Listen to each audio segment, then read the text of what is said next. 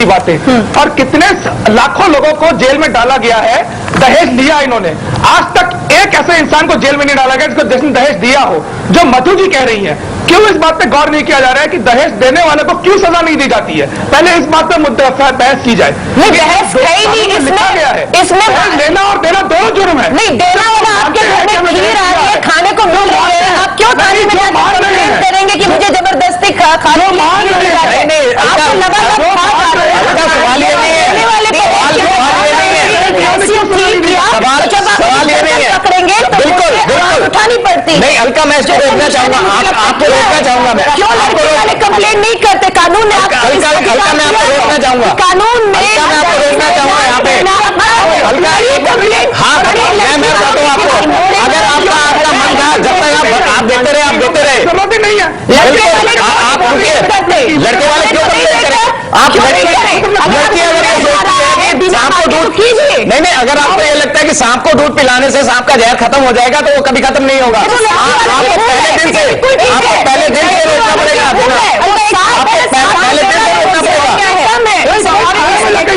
पहले दिन से रोको ना, पहले दिन क्यों एक सेकंड, शेर के मुंह में सामाजिक एक जागरूकता की जरूरत है। अगर सामाजिक जरूरत नहीं, सामाजिक जागरूकता की जरूरत बिल्कुल खत्म कर दो।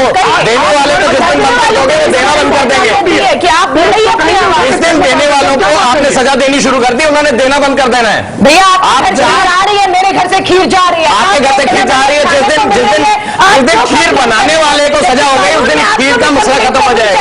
एक से जबरदस्ती जिस दिन खीर बनाने वाले की कंप्लेंट हो जाएगी, जिस दिन खीर बनाने वाला बंद हो जाएगा, उस दिन ये मसला ही खत्म हो जाएगा।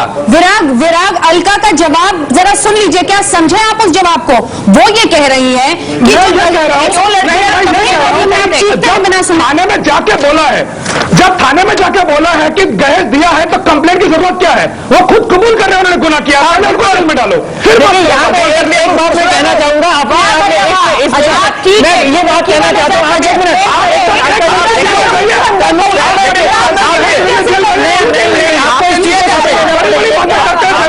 समझना बहुत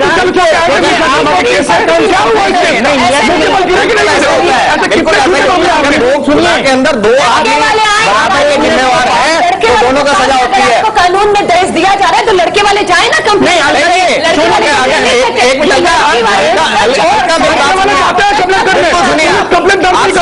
आप लोग हंगामा करते हो, धरना करते हो पुलिस के सामने। लड़ाई में भी ये कैसी दलील है? कानूनी हुई है, उसे बिल्कुल इस लड़ाई को आगे तक करना चाहिए। अगर गलत हुआ है वर पक्ष से तो बिल्कुल फर्जी केस है तो लड़के वालों को न्याय भी मिलना चाहिए। जानना चाहेंगे आप क्या कानूनी पक्ष जानना चाहेंगे इस विषय में? जल्दी से ब्रेक करो। आप सिर्फ देना अपने आप में कानून अपना जुर्म नहीं बन जाता, बट ये देखना पड़ेगा कि देने वाले को क्या कंपेल किया गया था, सर्कमस्टांस क्रिएट किए गए थे, क्या उसे वॉलंटरली दिया।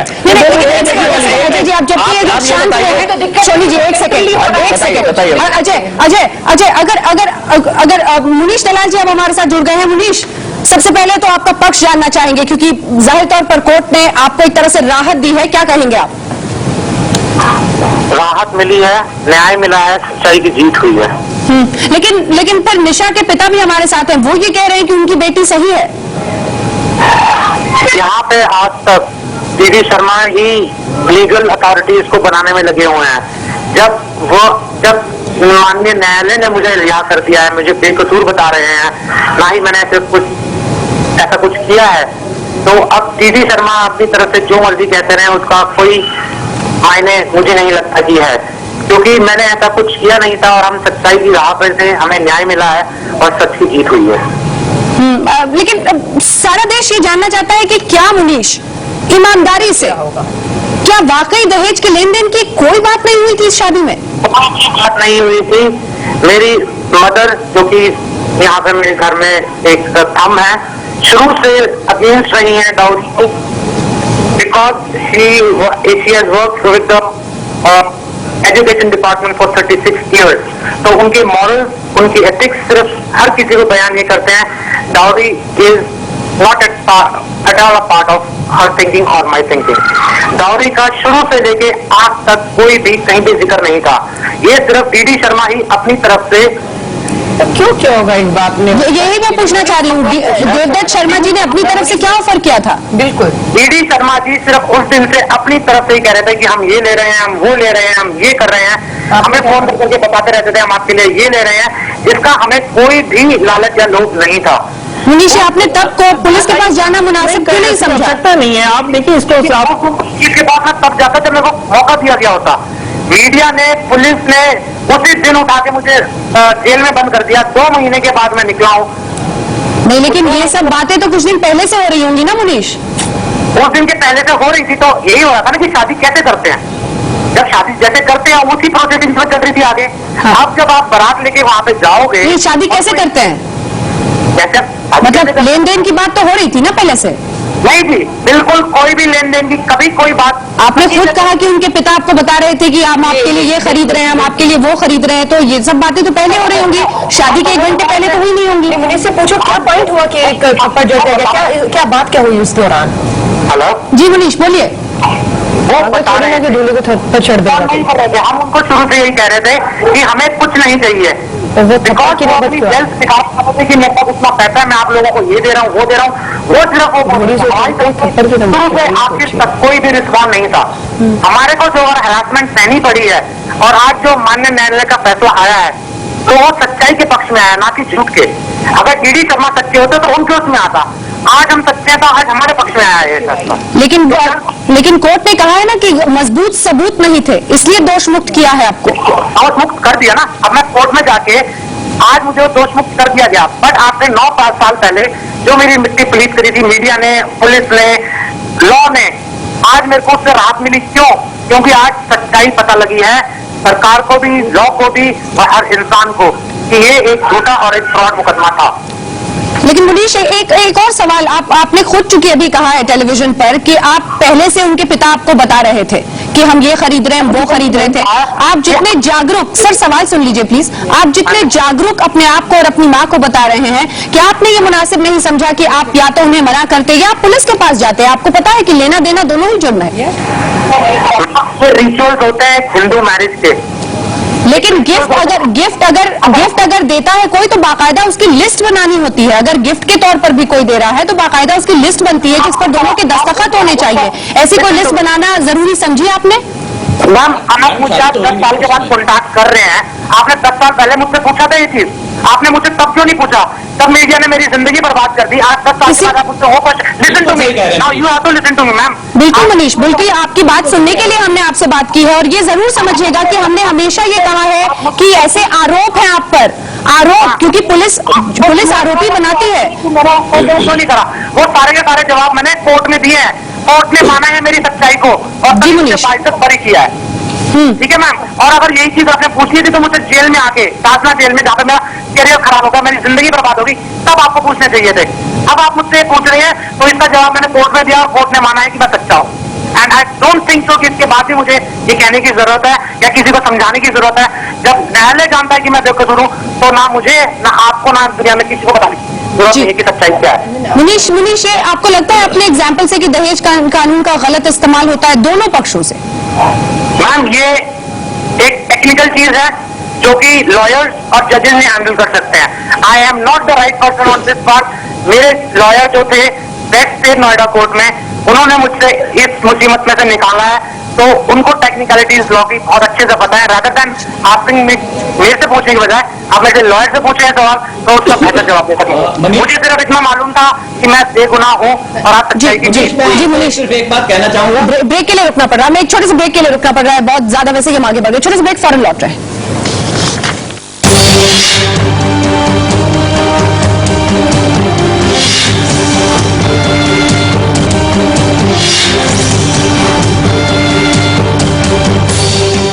बड़ी बहस जारी है, 7:30 बजे तक हम ये बहस करेंगे। आप बने रहिए स्टार न्यूज के साथ। सभी खास मेहमान लगातार हमारे साथ बने हुए हैं। हमारे साथ मुनीश लगातार बने हुए हैं और मुनीश ये कह रहे हैं कि 9 साल तक मैंने बहुत कुछ झेला है। लेकिन मुनीश, आप ही ने बताया कि उनके पिता यानी निशा के पिता आपको बताते थे कि ये गिफ्ट हम खरीद रहे हैं आपके लिए, ये खरीद रहे हैं, वो खरीद रहे हैं। लिस्ट बनाने की बात आपको इसलिए क्यों नहीं उस समय सूझी, नंबर 1। और दूसरा, कौन सी चीजों का जिक्र करते थे, वो क्या क्या खरीदने की बात करते थे? मैम, ये सारी की सारी टेक्निकलिटीज मैं कोर्ट के अंदर बता चुका हूँ and I don't think so कि इसके बारे में आप लोगों को ज्यादा बता पाऊंगा। क्योंकि मेरे lawyer is the best person you can talk to him regarding this. लेकिन मुनीश, हम तो आपका पक्ष जानने के लिए, क्योंकि आप ही कह रहे हैं कि पिछली बार हमारा पक्ष किसी ने नहीं देश को बताया, अब आपका पक्ष आपको बताने का वक्त मिला है, तो आपको इस वक्त पे बताना चाहिए कि क्यों नहीं। जी, आप मुझे ये पूछिए, जब आज आप क्या कोर्ट को चैलेंज कर रही हैं कि उन्होंने जो वर्डिक्ट दिया है? बिल्कुल नहीं, बिल्कुल नहीं। हम तो सिर्फ आपसे आपकी आप बीती जान रहे हैं। फर्क समझिए मुनीश, सिर्फ आपकी आप बीती जान रहे हैं। आपको जो कहना था आपको कहने का वक्त नहीं दिया क्या हमने? आप जब आप मेरी जानना चाहते हैं तो यू आस्क मी किस हरासमेंट के दौर से मैं गुजरा हूँ। एक सेकेंड, ठीक है मुनीश, आपने शादी कर ली है? हाँ जी, कर ली है। कब शादी की आपने मुनीश? 2008 में। यानी 2003 की घटना है, 2008 में 5 साल बाद आपने शादी की। हाँ जी। बच्चे भी हैं आपके? हाँ जी। बहुत मुश्किल वक्त आपके लिए गुजरा। क्या नौकरी में भी, नौकरी के दौरान ऑफिस में भी कुछ ताने या इस तरह की बातें आई, कुछ भी जो आपको इसकी वजह से झेलनी पड़ी हो? 1 साल तक तो मुझे कहीं पे भी नौकरी नहीं मिली, because it was a media head case. किसी के पास भी जाओ शक्ल देख के, सॉरी, 1 साल तक मैं बेरोजगार घूमा हूँ। किसी तरह जाके नौकरी मिली है, अपने आप को स्टैंड करा है, जिंदगी को आगे चला है, and I was a survivor that I can say. Struggle करा है लाइफ से, इस केस के लिए स्ट्रगल करके आज मैं यहाँ तक पहुंचा हूँ। मुनीश, आप बने रहिए हमारे साथ। एक बहुत छोटे से ब्रेक के लिए हमें एक बार फिर से रुकना पड़ रहा है। सभी खास मेहमान हमारे साथ बने हुए। ये बड़ी बहस जारी रहेगी, क्या दहेज के कानूनों का होता है गलत इस्तेमाल? निशा मामले में कोर्ट ने कहा है कि गलत इस्तेमाल हुआ। फौरन लौट रहे हैं।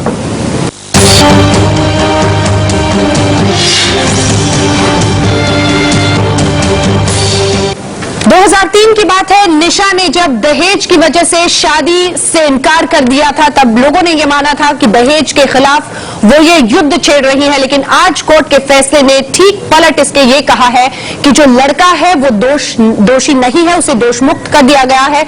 और कई सारे सवाल निशा पर खड़े हुए हैं। सभी खास मेहमान लगातार हमारे साथ बने हुए हैं और इसी के साथ वो बड़ा सवाल कि क्या दहेज कानून का गलत इस्तेमाल होता है। मुनीश हमारे साथ मौजूद है। मुनीश पर ही निशा ने यह आरोप लगाया था। मुनीश हालांकि अब अपनी जिंदगी जी रहे हैं, उन्होंने शादी भी कर ली है, उनके 2 बच्चे भी हैं, लेकिन वो ये कह रहे हैं कि पिछले 9 साल में उन्होंने बहुत कुछ झेला है इसकी वजह से। बड़ा सवाल ये लेकिन कि मुनीश, अब भी क्या आपको समझ में आता है कि निशा ने ऐसा क्यों किया होगा? क्यों कोई लड़की शादी के मंडप में ऐसा करेगी जब पूरी तैयारी हो? मुझे सिर्फ समझ ये आता है कि मेरे साथ इन लोगों ने जो अन्याय किया है, जो हरासमेंट मुझे झेलनी पड़ी है, जो बदनामी मुझे झेलनी पड़ी है, मुझे सिर्फ इतना समझ आता है। बाकी इन लोगों ने क्या किया ये लोग बेहतर जानते हैं। आज मैं दोष मुक्त हूँ, बाइज्जत रिहा हुआ हूँ, माननीय न्यायालय का थैंक्स करता हूँ, रिगार्ड करता हूँ कि उन्होंने मेरी सच्चाई परखी। और जो मेरे साथ हरासमेंट हुई, और हरासमेंट की अति जिसे कहते हैं वो ये है कि इंग्लिश की 6th क्लास की बुक में SCERT की दिल्ली की मेरा नाम से चैप्टर भी छपा हुआ है डाउरी के अगेंस्ट में। मेरी मदर का नाम उसमें है, मेरा नाम उसमें है चैप्टर में। मैं आपको बार रिपीट कर रहा हूँ, दिल्ली की SCERT की 6th क्लास की बुक जिसमें मेरे नाम से चैप्टर छपा हुआ है। ये हरासमेंट की लिमिट से भी ज्यादा है, बियॉन्ड लिमिट, कि इन लोगों ने मेरे को किस कदर तक बर्बाद करने की कोशिश करी है। अजय दिगपाल, ठीक है मुनीश, आप बने रहिए हमारे साथ। अजय दिगपाल जी वकील है। अजय जी, इसका क्या होगा? देखिए तक में छप गई। देखिए, मैं इसीलिए मैं ये कहना चाहता हूँ कि आज जो रिक्वायरमेंट है कि इसकी अमेंडमेंट की जरूरत है, इस लॉ को कहीं ना कहीं जरूरत है, और हमारे क्रिमिनल सिस्टम को भी और पूरे लीगल सिस्टम में रिक्वायरमेंट है कि जो 9 साल चला ये मुकदमा, शायद ये 6 महीने में बिल्कुल खत्म हो सकता था। सिस्टम में चेंज की एक रिक्वायरमेंट है। जो 6 महीने में चीज खत्म हो सकती थी वो 9 साल क्यों चली है? ये शायद तभी मुद्दा उस टाइम उठा था, उसी टाइम खत्म हो जाता। तो शायद मेरे को लगता है कि कहीं ना कहीं हमारे कानून में, उसके प्रोसेस में, प्रोसीजर में कहीं ना कहीं चेंज की रिक्वायरमेंट है। सरकार के नाम में वो कहूंगी कि ऐसा नहीं है कि यहाँ पर एक दूसरे को हरास किया गया। यहाँ लगता है कानून भी जो 9 साल, क्योंकि दोनों की शादी हो चुकी है, दोनों के बच्चे, दोनों की फैमिली है, लेकिन कानून इसको 9 साल खींचे चले जा रहा है। और जिस फाइल को एक जरूरत थी उस टेबल पे होने की, वो शायद वंचित रहेगी न्याय के लिए इन लोगों के 9 साल के चक्कर में। तो मुझे लगता है पूरी प्रक्रिया, पूरे सिस्टम में एक बदलाव की जरूरत है। और मैं मनीष से कहूंगी, मनीष आप सबसे बड़ा उदाहरण हो सकते हैं। जिस तरह से जैसा आपने कहा, निशा को 9 साल पहले एक बहुत हीरोइन की तरह पेश किया गया जो दहेज के खिलाफ लड़ती है और उसकी आवाज उठाती है। आज आप भी उदाहरण बन सकते हैं उन सब के लिए जो लड़के, कहा जा रहा है जैसे इस कानून का दुरुपयोग करके एक सही आदमी को भी जो है निशाना बनाकर इस आप जैसे लोगों, आपने कहा मेरे साथ हुआ है। आप बताइए क्या चूक हुई, क्या कमी हुई जिसकी वजह से आपको इतना सफर करना पड़ा? आप क्यों नहीं उदाहरण बन के उन लोगों के लिए? बहुत से लड़के ऐसे हैं जो इस बात के लिए, मैं भी कहूंगी, मेरे भी एक फ्रेंड है जिनके मुझे लगता है कि वो ऐसे नहीं कर सकते, लेकिन आज वो भी कहीं ना कहीं, आप क्यों नहीं उदाहरण बनकर बताते कि क्या सावधानी बरतनी चाहिए जो नहीं बरती गई? जैसे अंजना ने भी कहा, आपको बताया गया ये दिया जाएगा, आपने खुद इस बात को कहा, लेकिन आपने कहीं उसको लिखित में नहीं लिया या उसकी कंप्लेन नहीं की। तो मुझे लगता है कि लड़कों के लिए जिनकी शादी होना बाकी है, मनीष को उदाहरण बनाइए अगर आप सच में चाहते हैं कि इस कानून का दुरुपयोग ना किया जाए। सोनी, मनीष, मैं सिर्फ आपसे बहुत छोटी सी एक बात कहना चाहता हूं। सबसे पहले जो भी हुआ हो गया, अब आपकी जिंदगी चल रही है, सबसे पहले आप अपनी जिंदगी जिए। मेरी शुभकामनाएं आपके साथ हैं। जो हुआ उसे भूल जाइए। आप बनना चाहते हैं उदाहरण, नहीं बनना चाहते हैं, ये आपकी निजी राय है। आप अगर चाहते हैं तो उदाहरण बन सकते हैं, बहुत से ग्रुप है जिनसे आप जुड़ सकते हैं, पर अगर आप नहीं चाहते हैं तो ये आपकी निजी राय है। मैं आपको इसके लिए बिल्कुल मुद्दे की बात, एक मिनट अलका जी, मेरे को बोल लेने दीजिए, जब आप बोलती है मैं नहीं बोलता हूं। और दूसरी बात, मैं 2 बातें इसमें रखना चाहूंगा। एक, ये कानून का दुरुपयोग करना बहुत आसान है, इसमें अमेंडमेंट की बहुत जरूरत है। और जैसा चाहे स्टार न्यूज इससे सहमति रखता है या नहीं रखता, मैं मधु जी से पूरी सहमति रखता हूं कि एक नालायक कानून है और इसमें बदलाव निहायत ही जरूरी है। भाषा का प्रयोग अंजना, यही प्रॉब्लम है आपकी, आप भाषा का संयम नहीं रखते हैं। भाषा का संयम मैंने बहुत रखा है। भाषा हम आपको बता दें कि इस राय से स्टालिन इत्तेफाक नहीं रखता है। और सोनी, आपसे मैं बोलूंगी आगे की बात अगर आपको करनी है इस मंच से, तो आपको अपनी भाषा पर संयम रखना होगा। आप हो, मधु किशोर हो, कोई भी हो, ये प्लेटफॉर्म आपकी सनसनीखेज बातों के लिए नहीं है। कोई सनसनीखेज बात नहीं है, कोई सनसनीखेज बात नहीं है। कानून के जैसे शब्द नहीं इस्तेमाल कर सकते। मैं कहना चाहूंगी, पहली बात तो महिलाओं के लिए कानून बनते नहीं, जो बन जाए उसका इम्प्लीमेंटेशन नहीं। इम्प्लीमेंटेशन हो तो आप जैसे लोग बोलते हैं उसका दुरुपयोग हो रहा है। जो क्राइम अगेंस्ट विमेन है, चाहे वो दहेज हत्या है, चाहे आज रेप हो रहे हैं, अभी भी सख्त जरूरत है कि कानून को सख्त किया जाए, इम्प्लीमेंटेशन। एक कानून की आड़ में आप सारे कानूनों को चाहते हैं कि पुरुष विरोधी हो गए, महिलाओं को फायदा मिल रहा है या किसी को कोई फायदा नहीं मिल रहा है। इस केस में भी मैं कहूंगी किसका फायदा हुआ ये हमें नहीं मालूम है, किसका नुकसान हुआ हमें नहीं मालूम है। लेकिन अभी भी मैं कहूंगी महिलाओं की अगर बात करेंगे, सख्त कानून की जरूरत है, उसके इम्प्लीमेंटेशन, उसके परिणामों की आज भी महिलाओं को जरूरत है। एक चीज को उदाहरण बनाकर अपनी इसको गुमराह, बिल्कुल, और ऐसी भाषा का प्रयोग हम कतई अलाउ नहीं कर सकते। मुनीश, चूंकि ये 9 साल आपने ये जंग लड़ी है और आपने बहुत करीब से इसको देखा है, कहां कहां पर आप मानते हैं कि चूक है, इस कानून बदलाव की जरूरत दिखती है? देखिए मैम, 9 साल मैं कोर्ट में गया हूँ, हर महीने अप्रोक्सीमेटली 3 बार हम लोगों को जाना पड़ा है। उस दौरान निशा शर्मा, मैं अगर हिसाब लगाऊं तो हम लगभग 2500 बारी, 25 अप्रोक्सीमेटली आई कैन से, बहुत बारी कोर्ट गए हैं। उसमें से वो लोग जो सेकंड पार्टी हैं वो सिर्फ 5 से 6 बार आए हैं। इसमें कि हरासमेंट देखिए, एक तो फ्रॉड केस, ऊपर से जाना भी मुझे पड़ रहा है अपनी दोनों, मेरी रिटायर्ड माँ और मेरी 75 साल की बुआ के साथ। तो हरासमेंट, व्हाट इज लॉ पे मेरे को नहीं पता टेक्निकलिटी क्या है। I am not a law graduate. हमारे वकील साहब जो हैं, he is the best person to tell all these things about you। यानी टेक्निकलिटी जो है, मैं सिर्फ इतना जानता हूँ, जो मैंने वहां पे जाकर सहा है, नजदीक से सहा है, वो सिर्फ हरासमेंट थी और कुछ नहीं था। वहां पे खड़े रहना, सांस ना आना, मेरी मदर को फिजिकल प्रॉब्लम हो जाना, मेरी 75 साल की बुआ को खड़े रहना धूप में। मैं सिर्फ ये जानता हूँ कि जो हम लोगों ने सहा है उसकी कोई लिमिट नहीं है। ये सारी बियॉन्ड लिमिट हरासमेंट थी जो कि इन लोगों ने हमारे साथ करी। विराग लगातार हमारे साथ जुड़े, मुनीष आप बने रहिए, विराग से भी बातचीत करेंगे। लेकिन अजय जी, क्या ये तमाम प्रॉब्लम्स अवॉइड करने का एक तरीका है कि जो भी बातें हैं वो, क्योंकि मैं घूम फिर कर वही पहुंचूंगी, क्योंकि उस आधी आबादी के बारे में बात किए बिना आप इस बहस को आगे नहीं लिए जा सकते। एक छोटा सा जवाब मुझे दीजिएगा कि दहेज के आरोप अगर कोई महिला लगाती है किसी पर, तो सबूत वो क्या दे सकती है? क्योंकि लाउडस्पीकर पे या माइक पर रिकॉर्डिंग के साथ तो कोई मांग करता नहीं है। फिर ये सबूतों का अभाव तो हर केस में रहेगा ही रहेगा। देखिए इसमें बड़ा छोटी से मुद्दा है। जैसे ही कोई अगर FIR रजिस्टर होती है पारिवारिक केसेस में, मेरा मानना यह है कि अरेस्ट तो बिल्कुल नहीं होनी चाहिए।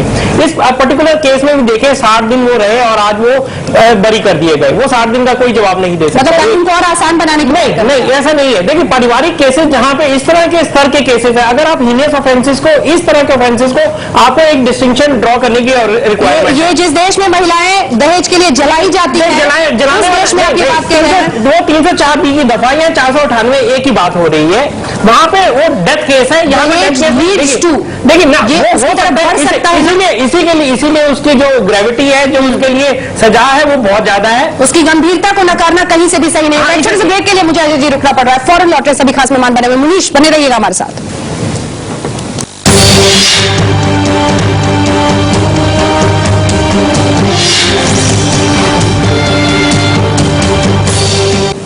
क्या दहेज कानून का गलत इस्तेमाल होता है? मुनीश लगातार हमारे साथ बने हुए हैं। मुनीश पर ही निशा ने आरोप लगाया था, अब कोर्ट ने मुनीश को राहत दी है, दोष मुक्त उन्हें करार दिया है, तो जाहिर तौर पर सवालों के घेरे में निशा खड़ी हो जाती है। लेकिन मुनीश, क्योंकि आप बता रहे हैं किस तरह से मुश्किलों का सामना आपको करना पड़ा है, और NCERT की किताब में भी आप बता रहे हैं मुनीश, आपका नाम, आपकी मां का नाम, ये तमाम चीजें डाली गई हैं। कुल मिलाकर अब आप क्या कहेंगे इस पर, क्या कहना चाहेंगे, और कौन सी ऐसी सावधानियां हैं जो बताएंगे अन्य लोगों को? किसी को कोई सावधानी बताने वाला मैं नहीं होता हूँ। ये सिर्फ मेरा भाग्य था कि मेरे को इस घटना से जूझना पड़ा, और जो हरासमेंट हमने हमारे परिवार ने सही है, और ये जो मैं चाहूंगा NCERT से बात करके कि ये चैप्टर हटाया जाए। कोई भी मुझे मेरे वो 9 साल मेरी वो इज्जत, वो टाइम, मेरा करियर वापस नहीं दिलवा सकता, बट मैं सिर्फ खुश हूँ कि now I am a free man. Justice हुआ है मेरे साथ, न्याय के ऊपर न्याय मिला है मुझे, इंसाफ हुआ और इसके लिए वो बहुत खुश है। अजय जी, ये इतनी बड़ी चूक कैसे हुई है? फैसला आए बिना NCERT की किताब में कैसे नाम डल गया? ये वाकई बड़ा ही सीरियस इशू है। मेरे को लगता है कि अगर उस टाइम इनके पास एडवाइस रहती तो शायद ये कोई कार्रवाई कर सकते थे, बट ठीक है देर हो गई, पर अभी इनको कर लेनी चाहिए, मेरा ऐसा मानना है। और NCERT को तो बिल्कुल भी, ये उनकी तरफ से बहुत बड़ा ही, उनसे बहुत बड़ी गलती हुई है कि किसी की पर्सनल लाइफ को इस तरह से आपने उसको रोक के रख दिया, उसको इस तरह से सब्जेक्ट मैटर बनाकर, बहुत गलत किया। इस पर तो सीधे सीधे शिक्षा मंत्री की जवाबदेही बनती है कि किताब में आकर इस तरह की बात कैसे छपी? बिल्कुल सही कह रहे हैं, बिल्कुल सही कह रहे हैं, ये बहुत गलत है, ये ऐसा नहीं होना चाहिए था। मालूम नहीं ये कैसे हुआ, जब तक हम देख ना लें क्या कंटेंट है, क्या सब्जेक्ट है, शायद हमें ज्यादा कमेंट भी नहीं करना चाहिए। मुनीश को अपने वकील के से इस बारे में बात करनी चाहिए अजय जी? बिल्कुल बिल्कुल करनी चाहिए, और कानूनी कार्रवाई भी करनी चाहिए अगर ऐसा है तो। बिल्कुल है, जो मेरे पास सबूत है, मेरे पास बुक है, मेरे पास सब कुछ पड़ा हुआ है। मुनीश, आप इस पर कानूनी कार्रवाई की बात आप करेंगे आगे? ये मैं बिल्कुल अपने लॉयर से पूछूंगा, मेरे लॉयर जो मुझे सजेस्ट करेंगे उसके अकॉर्डिंग ही मैं मूव करूंगा आगे। बट मैं ये चाहूंगा एंड रिक्वेस्ट करूंगा कि ये चैप्टर हटाया जाए जल्द से जल्द। बिल्कुल, और अलका, उनके बच्चे भी हैं, वो भी स्कूल जाएंगे, नहीं किताबें शायद उनके हाथों में भी है। मेरे लिए ये बात बहुत खुद हैरानी कर देने वाली है, जैसे आपने कहा अजय जी ने कि अभी मालूम नहीं फैक्ट्स क्या है, लेकिन जिस सिर्फ अगर मुनीश की बात को सुनकर मैं इसमें कहूँ कि बिना फैसला आए उसका नाम NCERT में, उसकी माँ का नाम NCERT में दहेज के अपराध के तौर पर लिया गया है, तो मैं सख्त में कहूंगी ये बहुत गलत है। और अगर मेरे से भी मुनीश अगर कुछ मदद चाहेंगे एजुकेशन मिनिस्टर को मिलकर, हम बिल्कुल सख्त है। और मुझे लगता है पहले दिन से ही आपने क्यों नहीं अपने वकील से बात करके इसके खिलाफ, आपने खुद मुझे लगता है बहुत हल्के में लिया, या आपने जरूरी क्यों नहीं समझा कि आप खुद इसके खिलाफ आवाज उठाए? ये बिल्कुल आपके साथ एक अन्याय हुआ है अगर इस तरीके से आपका नाम NCERT की किताबों में ये तो आप विक्टिम पर ही उल्टा बरस रही है। ये जो किताबें छापी गई है, ये तो उनको देखना चाहिए था कि फैसले के बिना कैसे उन्होंने ये किताब छापी, कैसे ऐसी बात लिखी ना। उनसे तो गलती हुई है, पर ये मेरे से भी जुड़ा प्रश्न है, मनीष से जुड़ा प्रश्न है। मनीष की पहली जिम्मेदारी थी कि अगर मेरा नाम अगर कहीं आता है, मेरी तस्वीर कहीं आती है, तो मैं कहूंगी उनसे पूछिए उन्होंने क्यों छापा। नहीं, ये मेरी भी सम्मान से जुड़ा प्रश्न है ना। और मनीष देर नहीं है, अभी भी आपने जो फैसला लिया है बता रहे, आप अपने वकील से बात करके इसके खिलाफ लीजिए। मुनीष कुछ बता रहे, मुनीष बोलिए। मैं ये कह रहा हूँ कि इस किताब के सिलसिले में हमने दिल्ली हाई कोर्ट में भी एक मुकदमा दायर करा था, जिसका हमें आज तक कोई रिस्पांस नहीं मिला है। जी जी, देखिए ये तो बहुत सीरियस बात है कि अगर आपने कुछ ऐसा किया और नहीं हुआ, शायद कोई वजह रही होगी कि आपको इसमें कोई डिसीजन नहीं हुआ, जब तक पेपर ना देख लीजिए, बिल्कुल कुछ भी कहना जो है वो ठीक नहीं है। बिल्कुल बहुत बहुत शुक्रिया आप सभी खास मेहमानों का हमारे साथ इस चर्चा में शामिल होने के लिए। एक बार फिर से आपको बता दें, मुनीश दलाल को दोष मुक्त करार दिया है कोर्ट ने, और मुनीश ये कह रहे हैं कि एनसीईआरटी की किताब में उनका नाम बाकायदा डाला गया है और एससीईआरटी की किताब में, और उसे दिल्ली सरकार ये किताबें छापती है और इसे कम से कम उस हिस्से को जिसमें इनका जिक्र किया गया है वो हिस्सा हटाया जाना चाहिए। इस बाबत उन्होंने दिल्ली हाईकोर्ट में, जैसा कि वो बता रहे हैं, उन्होंने केस भी किया। आप सभी खास मेहमानों का बहुत बहुत शुक्रिया। आप देखते रहिए स्टार न्यूज।